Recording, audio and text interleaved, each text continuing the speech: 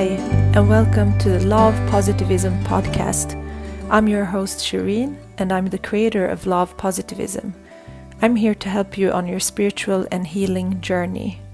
I am a certified yoga and meditation teacher, a student of Chinese medicine, a doula, a Reiki practitioner, and a passionate, highly sensitive person.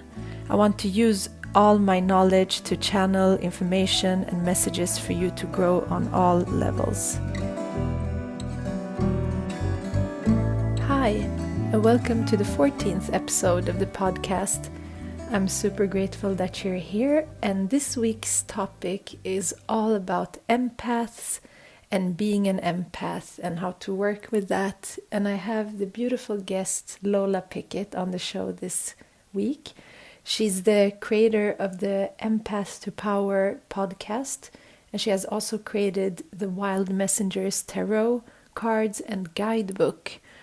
And she is passionate and truly working to empower empaths and highly sensitive people to shine brighter and to be more successful. And I know a lot of you out there are empaths because I've written about empath and being an empath a couple of times on Instagram, and I've got a lot of response from all of you. So I'm really excited to share this episode. Lola is also a spiritual coach, and she does readings, animal guide readings. And in this episode, we cover everything around empaths. We talk about the tarot. We get into some herbal healing and plant medicine, and also how plants can help us heal. So I really hope you enjoy this podcast. And if you leave a review on iTunes, you can send a screenshot to me, and I'll do an oracle card reading for you. So just enjoy. Hello, Shireen. How are you? Hi, I'm good. Welcome to the podcast. Thank you so much. I'm excited to be here. Oh my God, I'm so excited to talk. I've been listening to your podcast for a while now, so I just Yay! felt that it's going to be so great to have you on. And I always start by asking how you stay mindful and present. Oh, it's such a good question. And as a highly sensitive person, it's so easy to leave the present behind because it can become so overwhelming. So for me, I really practice harnessing my senses and looking for something to anchor me or listening for something, touching something, whether it's, just to like press my hands against my legs or to touch the floor that I'm sitting on or to reach out and touch my partner or my kids. These are the things that I do to stay here, in my body, in the present moment, no matter what it is that's being presented to me in that moment. Yeah, that's beautiful. And I'm very excited that you're here. I think many listeners would like to know more about you and your background, so we can start with that. Fantastic. So I am a mentor and coach to empaths and highly sensitive people, and I have been guiding the sensitive soul in my clients for about 10 years now. And the work began when I broke free from a life that was completely misaligned for me. And I left a marriage with my college sweetheart and the father of my first child, which was a fine relationship. There was nothing particularly toxic about it other than the fact that it just wasn't right for me. And so I found it quite difficult to justify making such a big decision. But as I continued to stagnate and could see that I was repressing myself more and more, I could no longer afford to stay, as complicated as it was. And so I had this very challenging period of time where I became very honest and I shared what I needed and wanted. And in that process, because all the things that I had repressed started to come out, I found that my sensitivities and my intuition really started to amplify. And so as I'm, departing this one life, the safe life that I had known for 10 years, and started to make my way forward into the completely unknown, mysterious future, I suddenly had this amazing partnership come online, not with somebody else, but with myself, with my inner guidance, um, with what my senses wanted to communicate to me, with what my spirit guides wanted to tell me. And from that point forward, my life has really felt very guided, very grounded as well, because what I find is that in the kind of spiritual guide realm or personal development world, sometimes the work can get very esoteric. And for the average person, they can't access that. And so that's why I really speak to the nervous system and the body and trauma and the idea that we are so sensitive, especially those of us who identify as empaths or HSPs. And I really get into the nitty gritty of, how does this show up for each of us? And then how can we thrive with these gifts instead of having them be one of the reasons why we don't show up fully in our lives? Yeah, that's true. And I think if you learn more about it and understand it, it becomes a strength and a gift. So Exactly. it's nothing that should limit you. And I've been writing a lot about empaths too, and highly sensitive. And we can start by empath. I think many of my listeners are empaths, but maybe we can just define what it is. Yeah, sure. So there's a difference between empathy, which is kind of a trait, and being an empath, which is an inborn way of being. And so empathy means that you can put yourself in the shoes of someone else. You can have compassion for their experience. You can maybe relate to their experience or imagine why they might feel the way that they feel. Whereas being an empath, it goes beyond that level of compassion to an actual embodied experience of your own, where it becomes very difficult to separate whether you're feeling something that's truly your feelings, your emotions, your energies, or whether it's coming from somebody else, either somebody who's nearby in the same room or space as you, or somebody who you love and are deeply connected to, who could be all the way around the world. And so it becomes very confusing to live as an empath because it's hard to connect to and ground into what we are actually feeling ourselves and separate those things out. So that's one of the big challenges that I see that folks who are empaths run into on a daily basis. And it's really it can it goes beyond, I think, like single individuals. It's Yes, also like the collective, because I think many of us, absolutely. and now as 2020 started, I think Mm, I've heard a couple of people around me that are definitely like empaths and sensitive. We all have had like problems with the stomach, and yeah, it can become like very physical, and it's not a physical thing, it's something else energetically that is happening. And yeah, we just talked about it the other day with a couple of friends. So I think yeah, it's real. It can be very overwhelming when you don't know absolutely. that. It becomes Yes. very tough.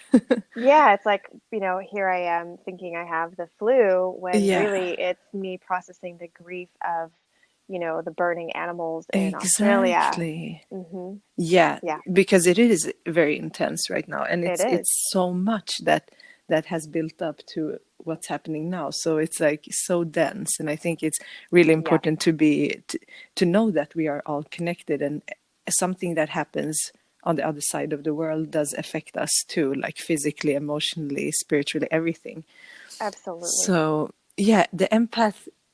We have also had an episode about highly sensitive. Maybe we can talk about that as well, just to Sure. know. Yeah, just to explain it. Yeah, so the highly sensitive person is someone who has a different nervous system than the average human. About 20% of the human population has literally a more sensitive nervous system. So, what that means is that the sensory data restrictions that our nervous system will put on incoming information from sights and sounds and smells and energies and emotions and things like that. When the nervous system is more open and more sensitized, more information comes in. And yet, we're still, in other ways, very similar to other people. And so, what this results in is a lot of overwhelm, a lot of anxiety, a lot of distractedness, not sure, what it is that's preventing you from staying focused on your tasks and things like that. And it's Mm. literally a nervous system response. It's physiological because there's so much information coming in. And a lot of times it's unconscious. You're not Mm. necessarily aware that this is happening. You just have the side effects of it, which looks like oftentimes things like anxiety and overwhelm. Mm.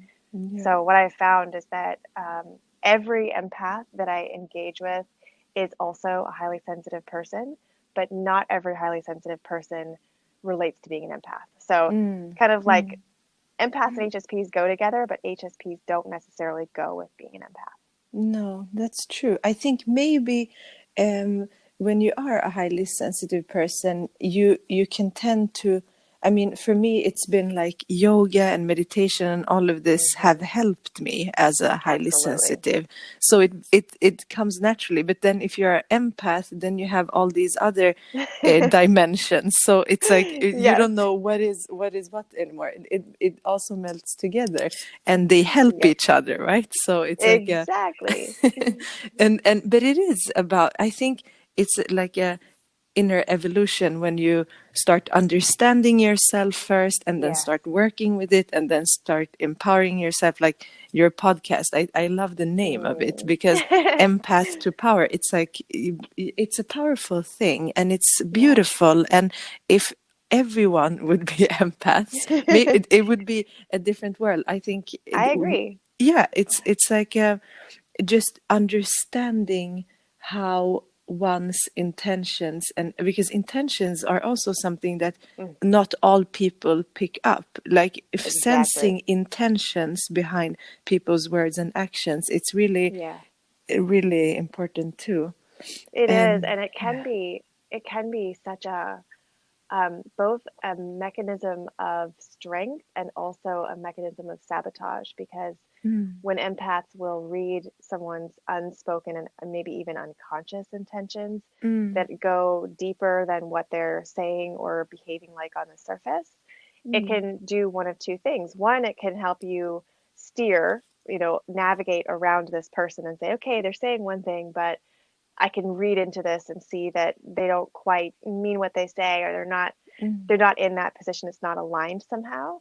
mm, But the other thing that happens is that empaths will ignore the surface behaviors of someone. So that this is where like the opposite takes place, where they say bad things, toxic things, abusive things, but underneath the empath can see like the good heart and the good soul of this mm, person.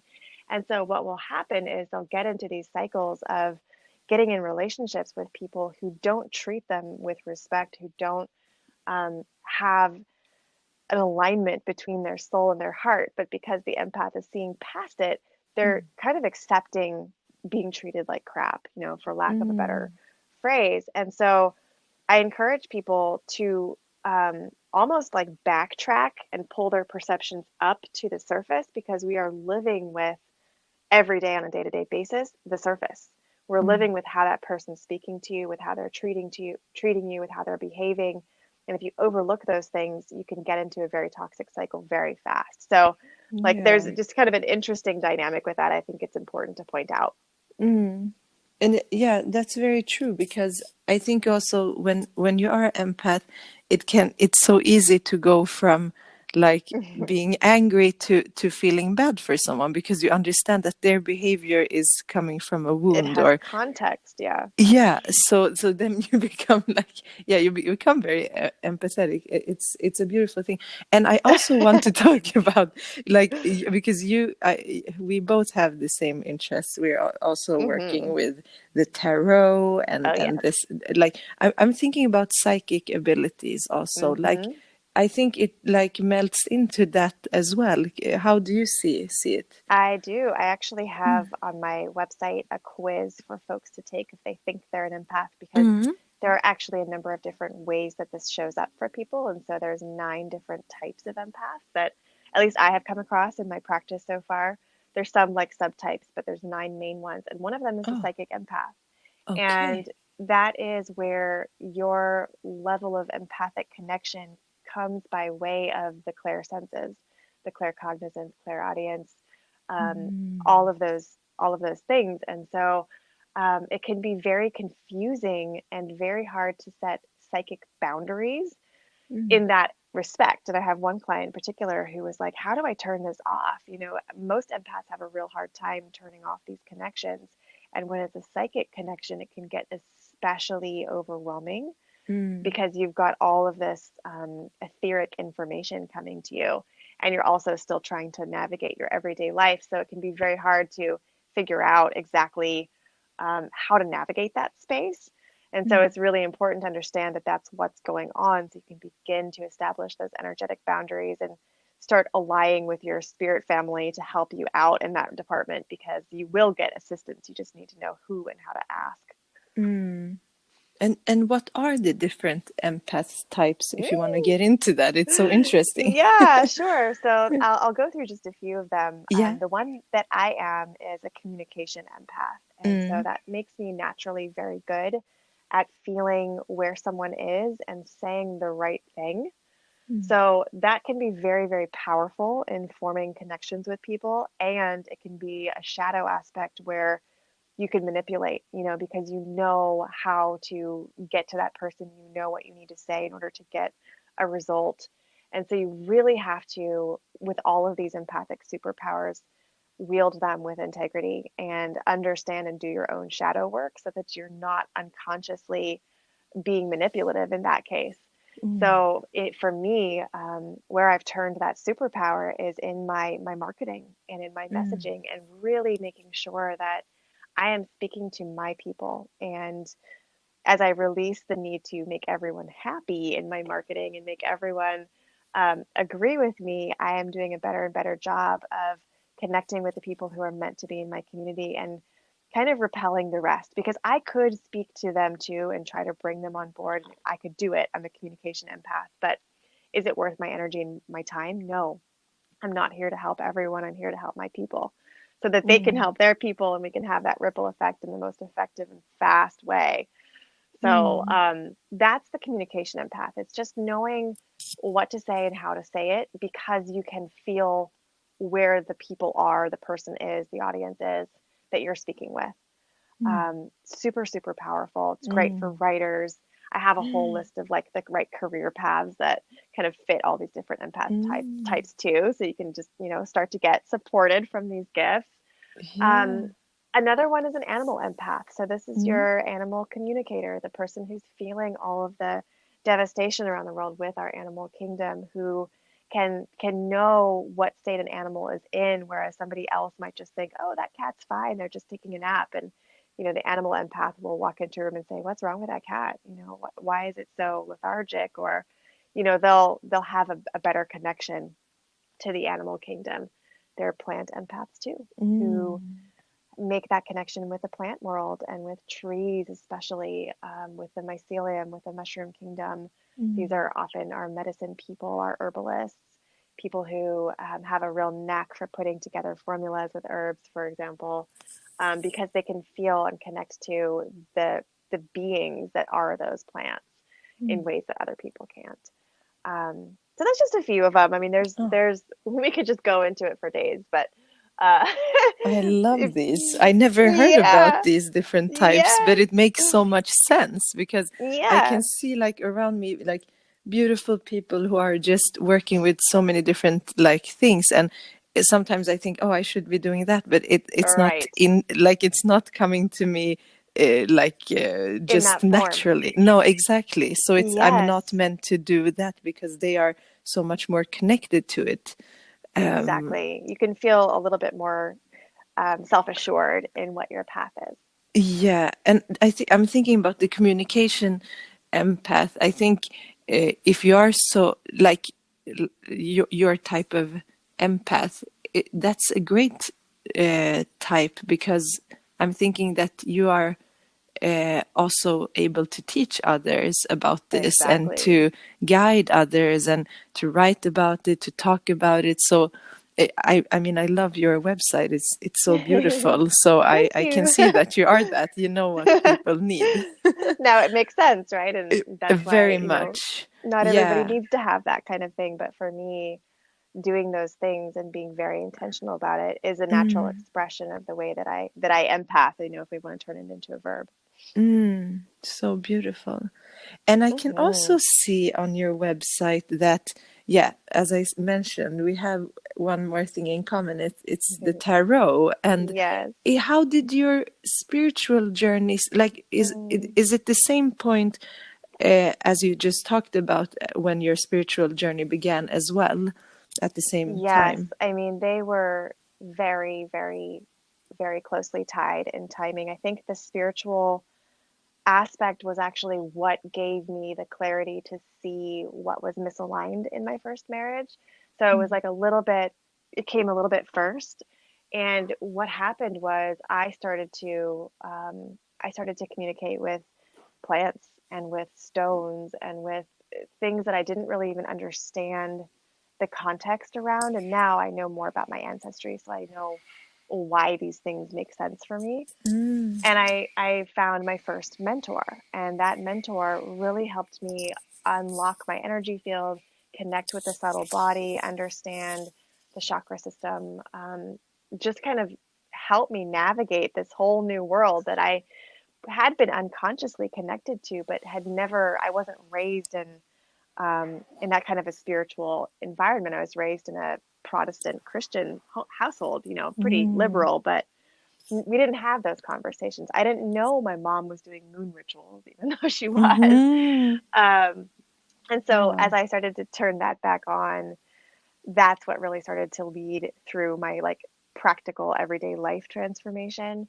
And now it's all so intertwined and intimate. I have a very, very deep spiritual relationship with so many aspects of life on earth. And I feel like it gives me a lot of peace in times where, as an empath, I could very easily get overwhelmed and sad and grief struck. And having a higher perspective at the same time as remaining grounded is what helps me get up in the morning and feel like what I'm doing is enough. Mm. It's beautiful. I think the part about the ancestry is interesting too. What did you find Hmm. out there that was Yeah. important? Um, so I started to study herbalism, clinical herbalism to be Mm. specific, at the same time as getting very interested in the trauma healing aspects of entheogenic medicines, things like Mm. psilocybin mushrooms. And Mm. I was wondering, why is it that these particular plants, this particular form of entheogen, um, is resonating with me so strongly? And so I went and did my DNA tests through a Mm. couple of different places. Mm. And the one that I ended up really getting very focused on was the matrilineal line, which is the mother line straight through back all the way as far as they can trace it, the Mm. unbroken line of mothers. And Mm. my unbroken line of mothers shows a very unique migration pattern into Europe. I am like 100% white woman European. Mm. And so I also wanted to make sure, because I am very, very sensitive to colonialism and Mm. colonization, and those energies are just not going to serve the work that I'm here to do. So I don't want to be a perpetrator of that myself. Mm. And so, as I found through my mother line, I have deep roots in Northern Europe. And from Northern Europe, which I arrived to by way of Siberia, which is Mm. the seat of shamanism, it's where the word Yeah. shaman comes from. Mm. I made my way through the mother line into Lapland and into Scandinavia, Mm. and then into northern Scotland and into the like Mm. outmost rugged parts of Scotland and Ireland, and then finally into England. So I Mm. have a lot of European ancestry, and what I've been finding in the Druidic histories, in the Germanic histories, in the Norse traditions, is that the primary hallucinogenic, visionary plant medicine, if you want to call it a plant, Mm. is the Amanita muscaria, the Mm. fly agaric mushroom.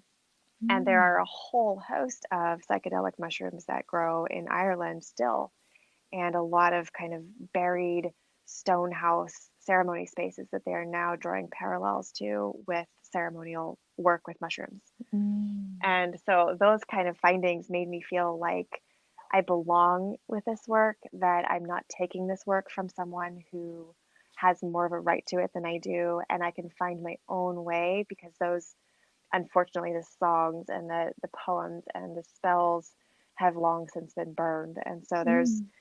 only a chance to connect with the ancestors in spirit form and the modern day plant spirits and beings to Mm. form a new way that's kind Yeah. of my own, and that goes with herbs and mugwort and all of the ancestral herbs that I feel such a deep resonance with. And Mm. I do vote for those over the more popular and yet also often endangered herbs that are grown here where I live in California. Things Mm. like white sage, where Mm. we talk a lot about smudging, and that's not really an Mm. appropriate term for Europeans to use, nor is it an appropriate plant for us to use. So I Mm. use mugwort instead. Mm. That's a beautiful one too.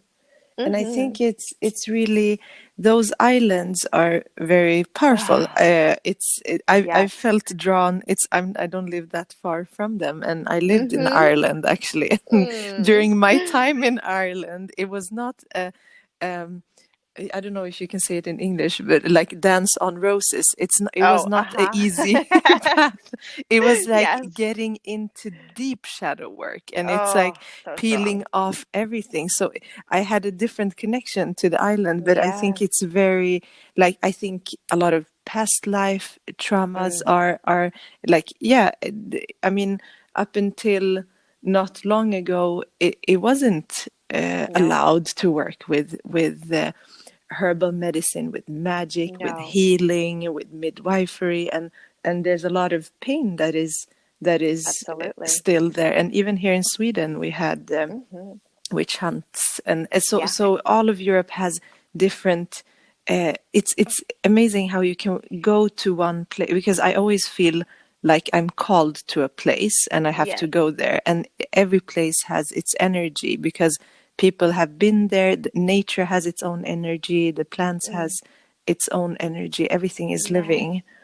So I think that's beautiful. I always feel drawn to these islands too. So I think that has Mm. to do more with a past life, because I have Mm. roots in Middle East. So I Ah, have a different lineage there. it's a uh, soul thing. yeah, it is. It is, and I Yeah. feel deeply with the mountains of the Middle Mm. Eastern mountains, and the goddesses that has arisen Yes. there. So it's like merging together everything. I think Oh. it's so beautiful, Hmm. and I think it's really interesting regarding the herbal medicine. Like, have you been able to use the herbal medicine for healing and, Absolutely. yeah, and rituals, of course, as well. Yes. Mm. It was funny because it really aligns with my passion for neuroscience and the nervous system, and Mm. working with challenges and opportunities such as anxiety and depression and panic attacks, because those are the classes of herbs that right away in my studies called out to me, that resonated with me, that I immediately could feel how to work with the clients that I was seeing in my clinical training. And so I work with those. There's a whole class of herbs called the nervines, and they Mm. are tonics and rebuilders of the myelin sheath. There is some Mm.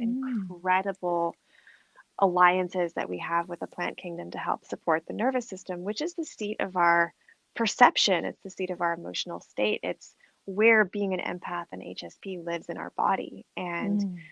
so I love to integrate the herbs into what I teach and into what I share. And then when I have private clients, it's always like on the back of my mind of, is there somebody that wants to support this person from the plant kingdom, and Mm. what can I recommend? And of course, you have to be really cautious with herbs too, because they are Mm. so powerful, and they are not always in harmony with other supplements or pharmaceutical medications. So you really have to you have to be aware of those things and be really careful. Yeah, and I think we don't realize it, but we do use herbs in our daily lives, but sometimes Yes, we take it for granted. We don't realize that we're actually using a herb plant or a medicine. plant Hmm. medicine. I'm thinking about, like, it became because I study Chinese medicine to be a Mm. acupuncturist right now. So I remember my teacher saying that yeah, some things become so popular, like ginger, for Yes. example, and then you start drinking it or taking it every day, but it's a very heating herb, Yes, and it is. it's great when you have a cold, but it's not Yep. supposed to be like it's like we live in a society that when we start doing something, it's like it has to be so is so massive and It's so all much. or nothing. Exactly.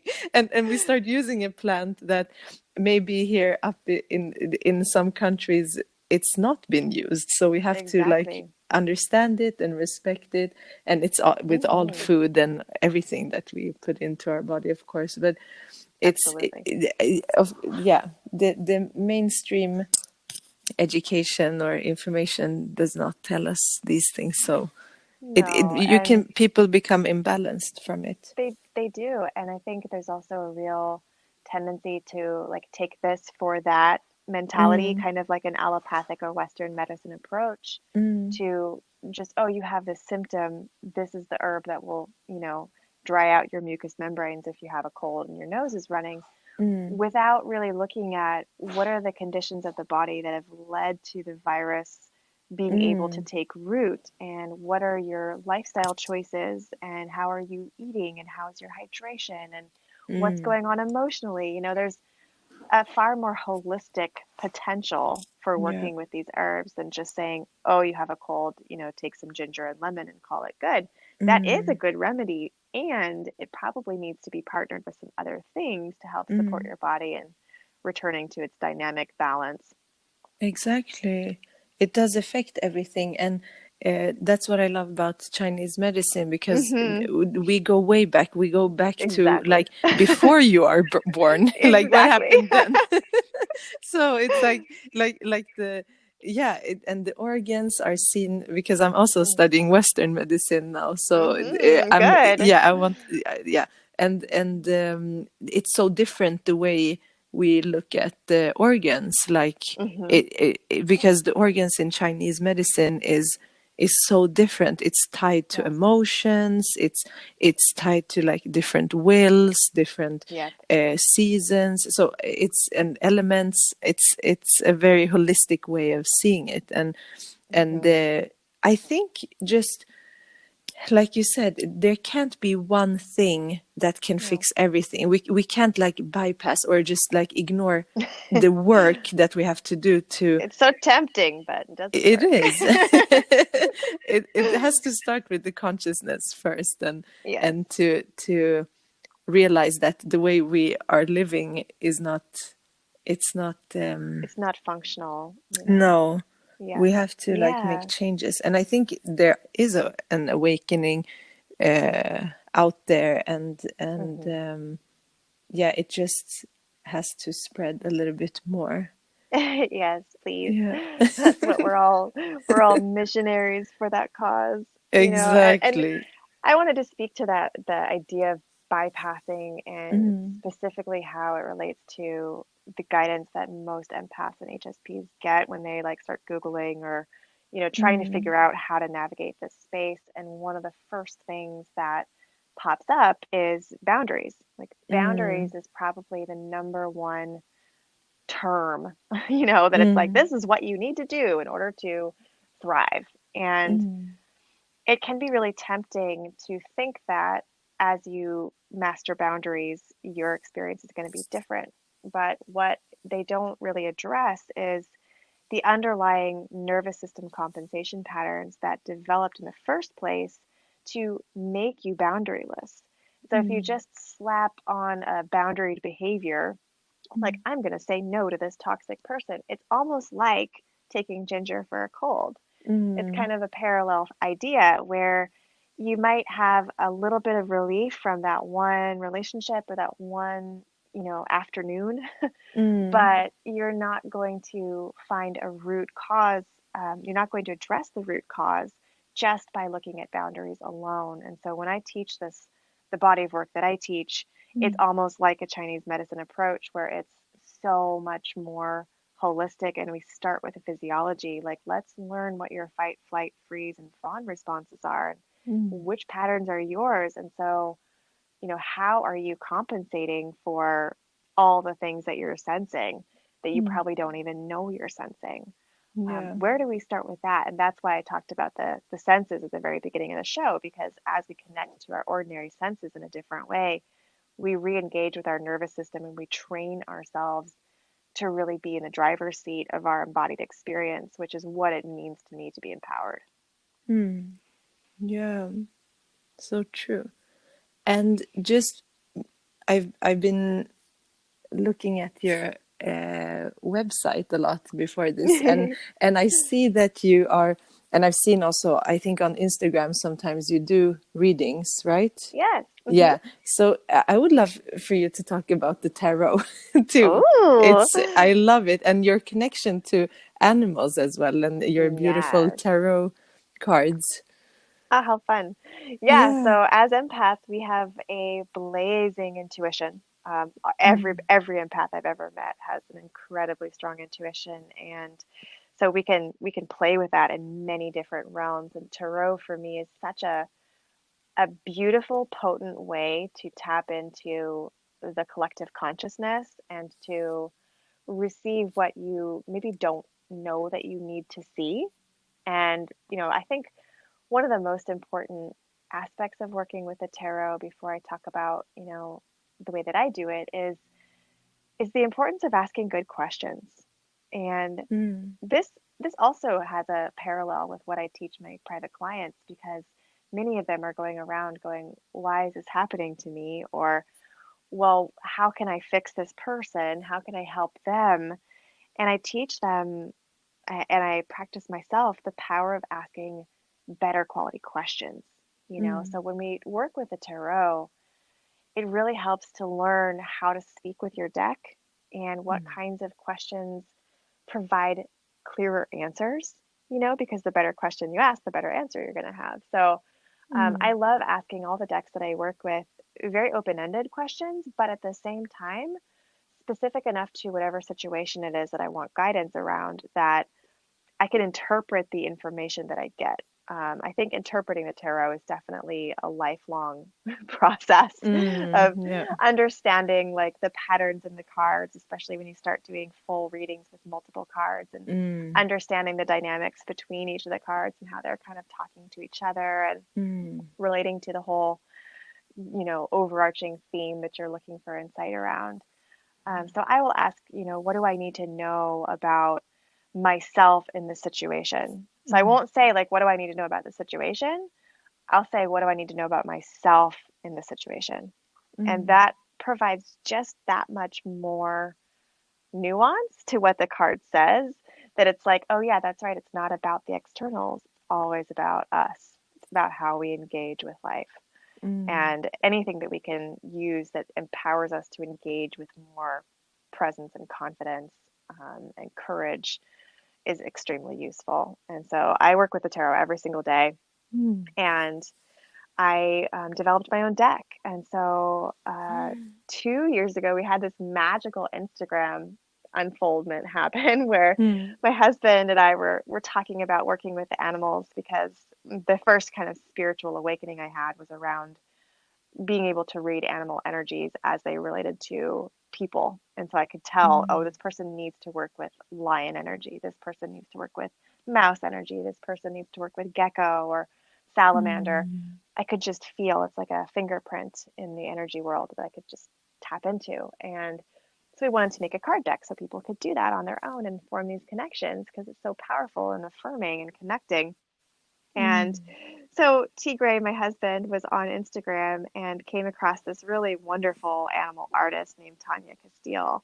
And he saw this painting she had done with stars all over it in this gorgeous watercolor style.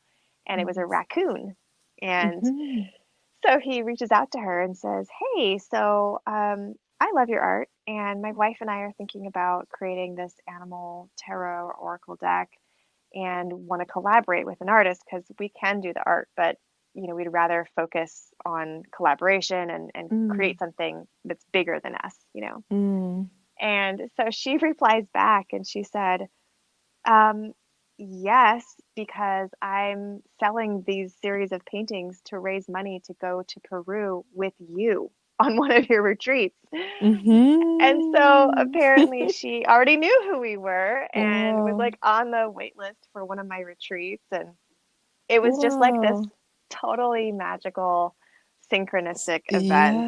Yeah. And Wow. so yeah, it all came together, and she came to Peru. She had a very, very Mm. powerful experience in the jungle with us there with our group, Mm. and then we went on to create the whole entire deck. And there was a lot of like Oh. really human aspects to creating a deck, like a spreadsheet with each card position and what Mm. animal it needed to be, and why that animal. And then I used that to outline the book and then write the book.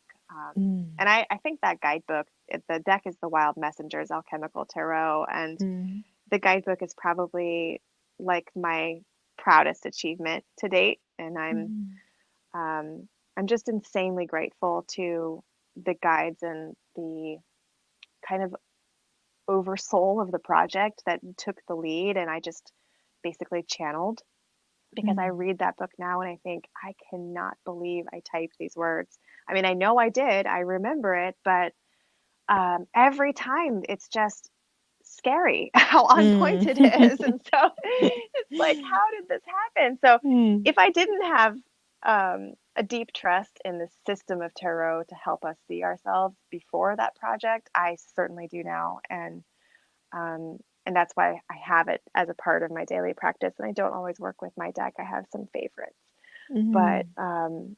it is just such a wonderful way to like recenter, even Mm. if it's just a simple one card draw. It's like, who am I best served by being today? Mm. Or what do I need to be aware of in today's energies that I'm going to need to navigate?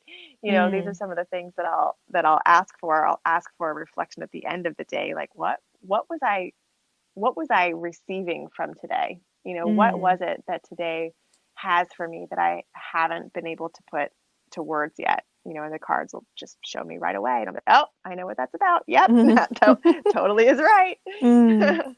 And it's always like that. It's very accurate. And I It's think yeah. there can be a misconception that tarot is only like predictive and it's like Mm-mm. about the future, but it's actually, I think we use it more as a guide and reading what the energy is right now. And Yes, there's always space to change what is coming. So it's absolutely. it's very guiding in a way. And did you also structure the cards as the traditional tarot, or I is it did. different? Yeah.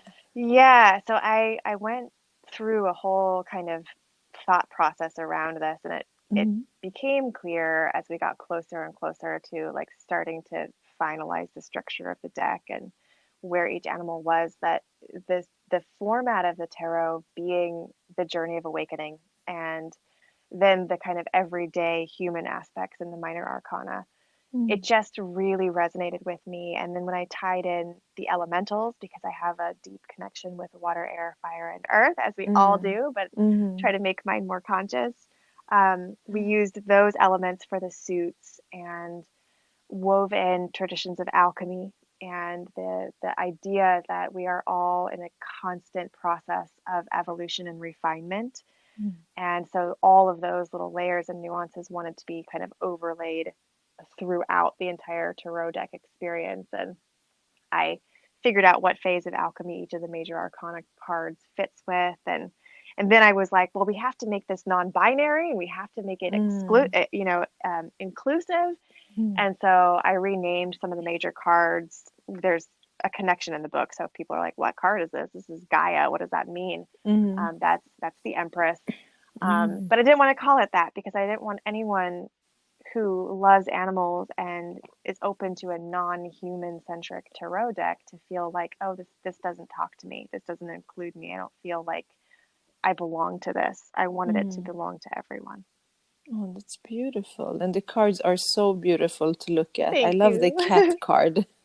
Yes, there's so many cats in this deck. Everyone's Uh, like, why so many cats? I'm like, they were very vocal. yeah, exactly. And they are very powerful. They are I very just powerful. love the I think it's most recently that I've been connecting more and more to like the messages from the animals, because I had an Yes. experience it was like a month ago, maybe, or two, and I woke up in the middle of the night, and here in Sweden, and we don't really, I don't live out in the countryside either, so Mm-hmm. I've never heard crickets, like Oh. I lived in California for a year. I remember hearing them in the Mm-hmm. night, right? Or is it Mm-hmm. crickets? Yeah. Yeah, there's So crickets and there's cicadas, but it's mostly crickets. exactly, those two, exactly. So, and I woke up and I heard like thousands of them, Oh like my all gosh. around me, downstairs, like everywhere. And I was like, okay, I didn't, what What is is it? this? Like, yeah, exactly. I'm like, why is it so loud? And I'm like, I'm so sensitive. Mm. Like my hearing is the Oh yeah. most open Mm. sense, like to everything. Mm-hmm. So, and then I went back to bed. And then I think either it was after that or right before that, when I walked down to the water right down the hill here, there's it's a school actually for kids to ride horses, but there's also a lot of Mm. I don't know what you call it in English, but like a place where they have a lot of horses Okay. Mm-hmm. Like a running stable around. or Yeah, mm-hmm. something like that. But they're out in, like, when you pass that area, you see them Oh. outside. So they're Mm-hmm. so beautiful, and but usually they don't react to people, because a lot of people are passing by there and Sure. like looking, but this time, as soon as I came down the hill, a white horse just looked Oh. at me, a big one, and started making noise and sound. And it was so, I'm like, wow, that was the first time I heard that. And then I passed Yeah. it, and then I came to the next area, and those horses also started when Oh they my saw goodness. me. And then I started walking to the other area, and a horse like started like walking with me. I don't know, I've Hmm. always felt like they ignore you when you're there, but this time it was like something was Mm. they were probably trying to communicate. Yeah, for sure. And they felt something in you. I feel like horses are, in so many ways, the empaths of the animal kingdom. I mean, all animals are so deeply connected, but horses in particular Mm, they really feel people. And because of the relationship through domestication, particularly mm, with humans, yeah. and how beneficial it is for them to be aware of the state of the rider and to be in tune and in sync and in partnership, and also like to be cautious and to understand when someone doesn't have good intentions. Horses are so sensitive to Mm. energies, and it's like it's a to me it's a reminder that our sensitivity is where our power lies Mm. when we listen to it and when we trust it. And that is what will take us places, because horses have been the way that we have expanded into the world, since Mm. we first developed our relationship with them so many thousands of years ago. That was Mm. the only way we could go into the places that they took us. And so Mm. it's like your sensitivity can take you into new places as well that you couldn't get to without it, Mm. as your partner. But you have to learn how to ride it. Yeah, exactly. And imagine, like, I mean, it's still amazing that a small human being could even Yes. start. I think maybe because they were intuitive and they were working Hmm. with the horses in a different way back then. Yes, It was like a exactly. connection, and they had probably a lot more respect for the animals I as hope well. so. Yeah. I hope so. Yeah. But yeah, and then Yeah. when this is really important, because there are, I mean, now everything is open, like what's happening to Hmm. animals out there, and then we have and animals, humans, everything is living uh, Yes. beings. We need to like be very mindful and to use our, if we are guided towards a specific cause, it's really beautiful. We are all now moving into action together, so it's Exactly. powerful. Exactly. And we don't have to do it all. I think that's No. one of the like curses of the empathic body of wisdom, is that we feel so much for all these different beings, and we feel for the planet, and we feel for the Mm. stars and the moon and the sun, and time backwards and forwards. And Mm. so it can feel like just so much to try and, affect positive change upon. Mm. And I say, just pick something, Mm. one thing that you feel deeply connected with and passionate about. Maybe it's horses, maybe it's rescue dogs, maybe it is vegetarianism, maybe it's Mm. composting. Mm. It could be any of these things. It could be, sustainably farmed and ethically harvested meats. Like all Mm. of these things in balance are what's going to lead to a more harmonious coexistence with all beings. And we can all just do our little part, and it does make a difference. Like Mm. we are enough. Yeah. We are enough, and the world is wise, and nature does not shy away from death and pain. It's just part of things. And so we don't have to feel like we need to fix everything all the time. Mm. So true. It was so lovely to talk to you. I'm so happy. I would like to just ask you how people can connect with you, because you have your podcast. Maybe you want to Yes. share that and the other places they can find you. Sure. So I have my podcast at empath2power.com, where you can just search for empath as a keyword, and we should show right up pretty much Mm. wherever podcasts are found. And that show is really to help empower the sensitive populations to channel your gifts and put them into a purposeful existence, so that you don't go to bed at night going, what am I doing with my life?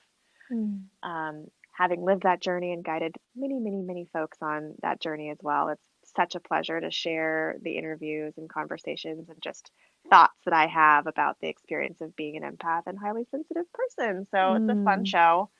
I try to keep Mm. it positive, but also real and a little badass here and there. Mm. I love And it. yeah, it's so much fun. Mm. Thank you for listening. Mm. Yeah.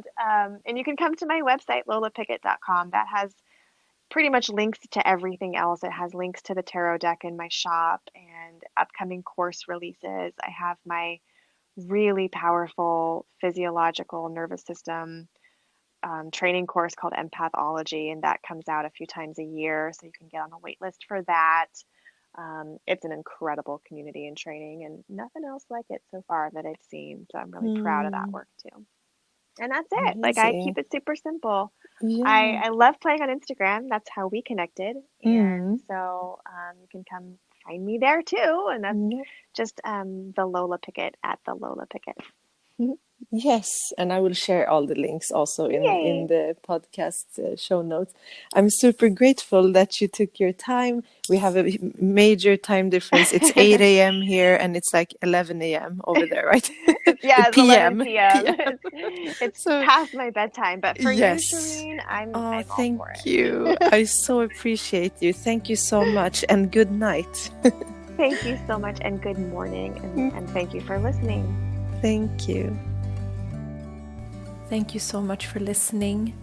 I hope this episode can bring you more light and some more knowledge around the topic of empaths. I hope if it resonates with you that you can use the suggestions and advice and the guidance that Lola provided here. And I appreciate that you took the time to listen. If you do leave a review, let me know and I'll do an oracle card reading. So let's just close off this podcast with one breath in through the nose and exhale through the mouth. Namaste.